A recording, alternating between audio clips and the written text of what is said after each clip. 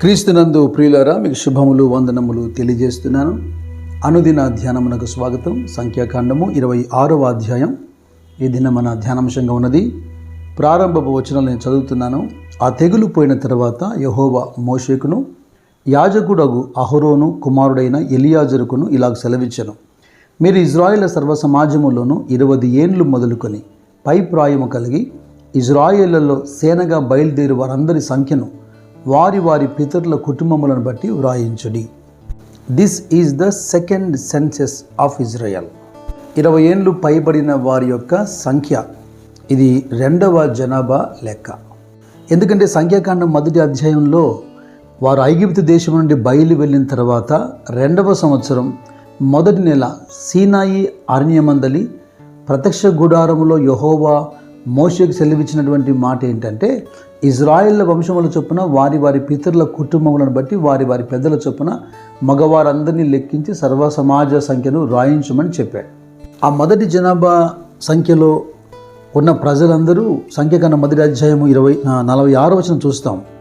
లెక్కింపబడి 6,03,570 మంది. ఎవరు వీళ్ళు?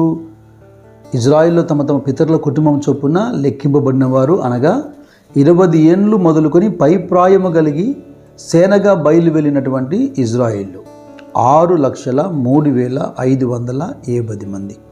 అయితే సంఖ్యాకాండం 26వ అధ్యాయంలో 51వ వచనం మీరు చూస్తే, ఇజ్రాయిల్లో లెక్కింపబడిన వీరు 6,01,730 మంది. దాదాపుగా 38 సంవత్సరాల తర్వాత తిరిగి ఇక్కడ జనసంఖ్య జరుగుతోంది. 20 సంవత్సరాల వయసు పైబడినటువంటి వారి లెక్క 6,01,730 మంది. అయితే దాదాపుగా 38 ఏళ్ల క్రితమే 6 లక్షల మంది ఉన్నారే ఐగుప్తు నుంచి బయటకు వచ్చిన 2వ ఏట. ఇప్పుడు 30 ఇయర్స్ తర్వాత మళ్ళీ 6 లక్షలు కనపడుతున్నారు. ఏంటి అనుకుంటున్నారా? మీరు అధ్యాయము చివరి వచనాలు చదవండి.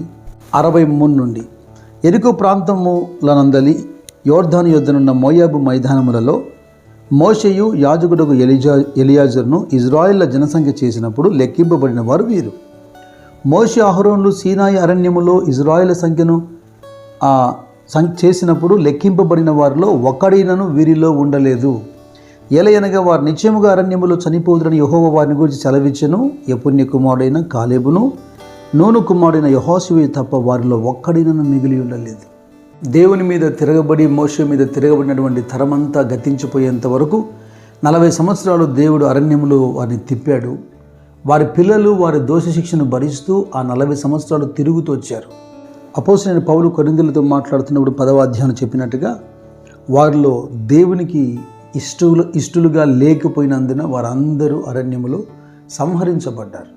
అయితే ఈ అధ్యాయంలో మరొక ఆలోచన ఏంటంటే, దేవుని యొక్క నమ్మకత్వం, గాడ్స్ ఫెయిత్ఫుల్నెస్, ఆయన నమ్మకత్వం.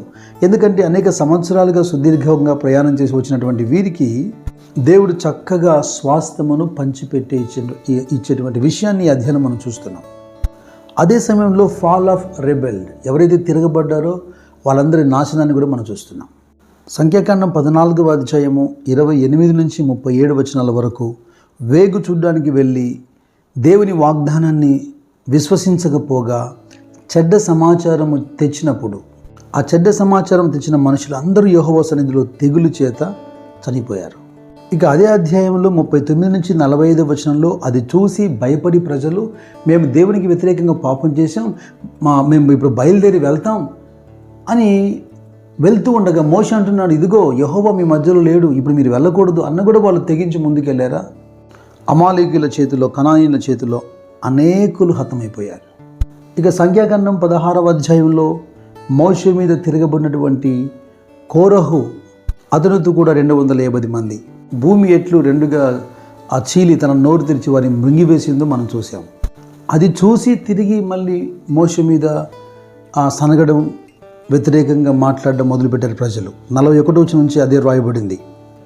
అయితే ఈ తదుపరి తెగులు రగులుకొని ప్రజల్లో అనేకులు చచ్చిపోతూ ఉండగా మోషే చెప్పినట్టుగా అహరోను పరిగెత్తి అలాగ చచ్చిన వారికి బ్రతికిన వారికి మధ్యలో నిలబడి దేవునికి ధూపం వేసి ఆ తెగుల్ని ఆపగలిగారు. కోరహు తిరుగుబాటు ద్వారా చనిపోయిన వారు కాక తిరిగి అదే అధ్యాయంలో 14,700 మంది తెగులు ద్వారా చచ్చారు.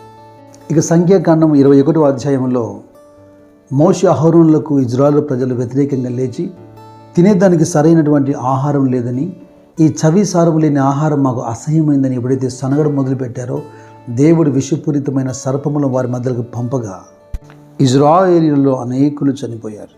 ఇక సంఖ్యాకాండము 25వ అధ్యాయం మీరు చూడండి. సిత్తిములో ఇజ్రాయేల్ ప్రజలు మోయాబు రాణులతో వ్యభిచారం చేసి వారి విగ్రహముగా అర్పించిన వాటిని భుజించి దేవుని యొక్క ఉగ్రతకు లోనై దాదాపుగా 24,000 మంది ఆ తెగులు చేత చనిపోయారు.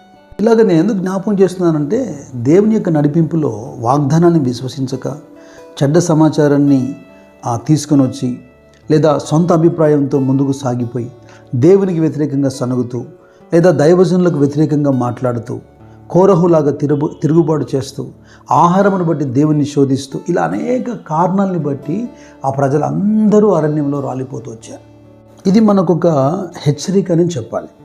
అపోస్తుల కార్యంలో మీరు 13వ అధ్యాయంలో గమనించండి, 44వ వచనం నుండి, మరుసటి విశ్రాంతి దినమున దాదాపుగా ఆ పట్టణమంతయు దేవుని వాక్యం వినుటకు కూడి వచ్చెను.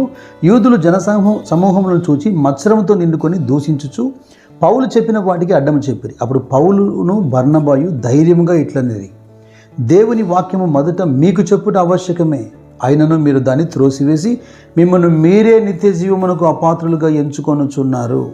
చూసారా, వాగ్దానం ఉన్నను దేవుని నడిపింపు ఉన్నను వారికి రాత్రింబవులు ఆయన తోడుగా నడిపిస్తున్నప్పటికీ దేవునికి ఇదిగో ఇంతవరకు మనం ధ్యానించినట్టుగా అనేక సందర్భాల్లో వ్యతిరేకంగా మాట్లాడి తమను తామే కనానుకు అపాత్రులుగా చేసుకున్నారు పితరులు. మత్తయి సువార్తలో 25వ అధ్యాయంలో చాలా స్పష్టంగా ఆయన చెప్పారు కదా, గొల్లవాడు మేకల నుండి గొర్రెలను వేరుపరిచినట్లు ఆయన వారిని వేరుపరుస్తాడని. 34వ వచనంలో అంటాడు, అప్పుడు రాజు తన కుడివైపున ఉన్నవారిని చూచి, నా తండ్రి చేత ఆశీర్వదింపబడిన వారులారా రండి, లోకం పుట్టిన మొదలుకొని మీ కొరకు సిద్ధపరిచిన రాజ్యము స్వతంత్రించుకోనుడి అంటాడు.